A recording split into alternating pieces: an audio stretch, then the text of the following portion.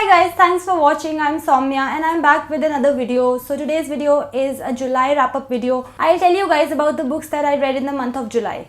If you are a book lover and a reader, then you should definitely subscribe to my channel Saumya's Bookstation, as on this channel I make loads of bookish content. And do not forget to press the bell icon so that every time I post a video you get notified. Do give this video a thumbs up if you like it.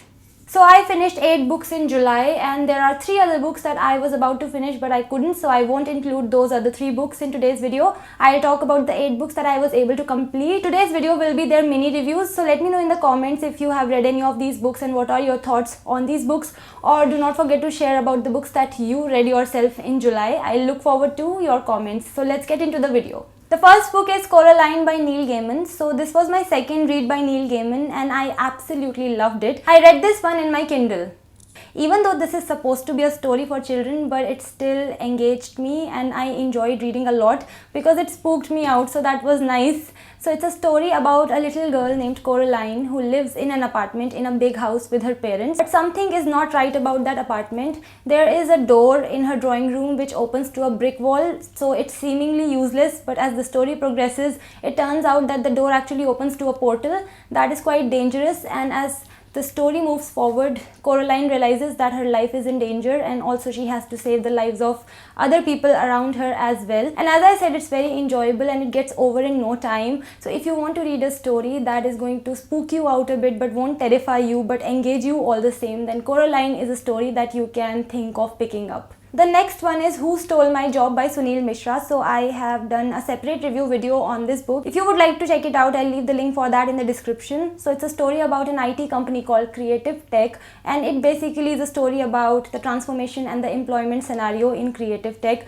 So even though Creative Tech is a big company, its growth has started faltering, and to kind of change things around, Creative Tech hires an American CEO named Marshall Scott. So initially he begins with a lot of positive energy and enthusiasm, but soon his transformation start pressurizing employees and they start feeling dissatisfied. So in the story we read 4 perspectives. Mainly we read the perspective of the CEO Marshall Scott, and we read the perspectives of Satvik, Ajesh and Vikas, 3 employees working in Creative Tech, and from each of their perspectives we read about some mistakes and the lessons to be derived from those mistakes. So if you are into that kind of stuff, if you are into something that talks about the employment scenario, changes in the IT industry, corporate world, then this is a book that you can go for. So all in all, this is an informative read but not an entertaining one. The next one is Ravan, Enemy of Aryavarth by Amish Tripathi. Now this is the 3rd book in the Ramchandra series and a book that so many of us were waiting for. So anyway, this was my favorite book in the Ramchandra series and I have made a review video about this book talking in detail why I liked it so much. You can check it out if you want to. I'll leave the link for that in the description. In this video, I'll tell in brief the 2 biggest reasons that made me really like this book. The first reason was how Amish Tripathi fleshed out Ravan's personality. His personality had many contradicting traits, and according to me, all of them were equally convincing, and I love that about this book. Another thing that was a winning factor for me was Ravan and Kumbhakarna's bond. I mean, it made me very emotional. It was written very well. So these are 2 of my biggest reasons among others. This is mythological fiction being the keyword here, but I liked Amish Tripathi's interpretation. This is a book that talks about Ravan's entire story, right from the time he was a child to the time he became the king of Lanka. I liked reading about that journey through Amish Tripathi's eyes. I think he did a good job. The next one is Bombay Stories by Saadat Hasan Manto, translated by Matt Reek and Aftab Ahmed. So this is a collection of stories about the Bombay of 1930s, but this book does not explore the glamorous side of Bombay, but it explores the underbelly, the low life section of Bombay. The stories in this book are about prostitutes, about pimps, about thugs and crooks, characters like that. Even though people from that section of the society seem like faraway creatures, but in these stories they come alive, and in these stories they're so human that you connect with them because they feel the same emotions as we do. And how Manto has captured that, I feel that is beautiful and phenomenal, and I feel that this is a book that you should definitely go for because it is so well written. The next one is Smartphone at ₹300 by Manish Dhoni. So I have reviewed this book on my channel. If you would like to check it out, I'll leave the link to the video in the description. So I read this one on my Kindle. So the story is taking place in a country called East West Island, and in this country there is a company called Paper Limited that starts manufacturing a smartphone, calling it 4SB, selling it to people below poverty line for 300 rupees. It also starts an app called FPM or Friday Pocket Money, which enables people to make weekly income. So what is shown in the story is that because of these two technological changes, a lot of good things happen in East West Island. The lives of people improve and the situation of the country also improves. And how that happens is what the story is about. There are some additional elements as well. There are some characters and the suspense related to their lives. The good things about the story was that it has a very wishful thinking, something that you imagine that if that can happen, that would be great. And there were some examples that were shown in the story that if something like that happens, how it will benefit people. That was good to read. But apart from that, it seemed like that this book was unfortunately not edited at all. There were mistakes left, right and center, and that was not something that I enjoyed while reading it. And apart from that, sometimes the story had some additional elements that were not very effectively included in the story. They seemed erratic, so they actually made the story go all over the place. The next book is Blind Willow Sleeping Woman by Haruki Murakami. So this is a collection of short stories. Now, two of the stories in this book I had already read in another short story collection by Murakami, but apart from that, all the other stories I read for the first time, which was great.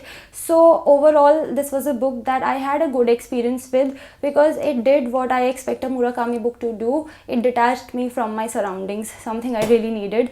So for me, this was a book that got better and better with each story. By that I mean that the second half in this book has better stories than the first half. Although the stories in both halves were engaging, but the stories in the second half were more emotionally rewarding for me personally at least. This book had the usual Murakami elements. The stories were different, they were unusual, weird, confusing, and they were deep, and most of all, they were all engaging. The stories in this book are based on different kinds of topics. It was not that this book was following one particular theme because each story has its own individuality in this book.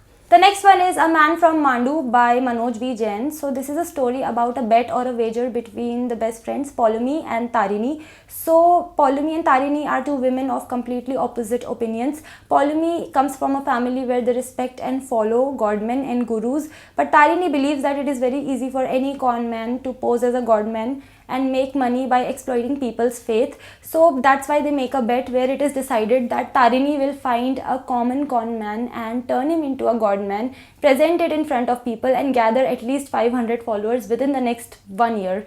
So because of that, we are introduced to the character of Dhaval, who becomes Tarini's candidate for this bet, and we read about what happens in the 1 year that ensues, whether Tarini is able to win the bet or not, and how everything that happens changes Dhaval as a person, how he grows or how he transforms. So this is what the story is about. So in each of the chapter in the story, we read about the sermons that Dhaval delivers as a godman, and his sermons are often in form of stories. So this book has quite a few stories that we read, and each of those stories have moral connotations and they urge you to introspect. So this is a quick and a light story with a dash of spirituality. This was a decent story to read, but I still have a mixed opinion about it. On the whole, there were some things about this story that I really liked, but then there were some other things that I felt could have been better and improved.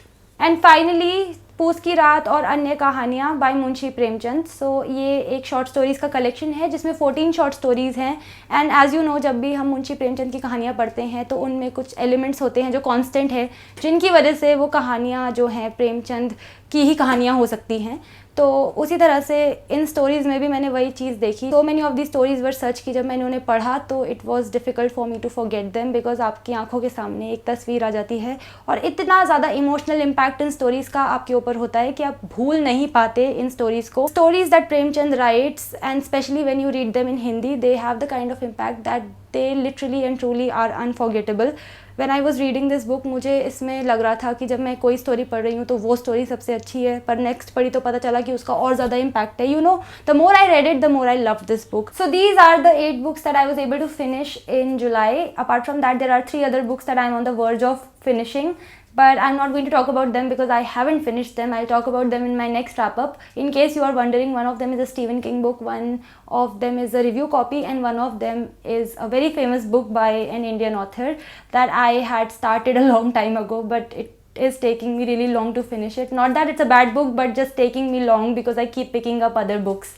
So yeah, that was my wrap up, guys. For more bookish updates, you can follow me on my Instagram at @thatdesibooklover. So that was it for today's video. If you want to get your hands on any of the books that I talked about in the video, then do consider using my Amazon affiliate links because that will really support me. So that was it for today's video. If you want to connect with me on my social media, the links are in the description. I'll see you in my next video. Till then, bye bye.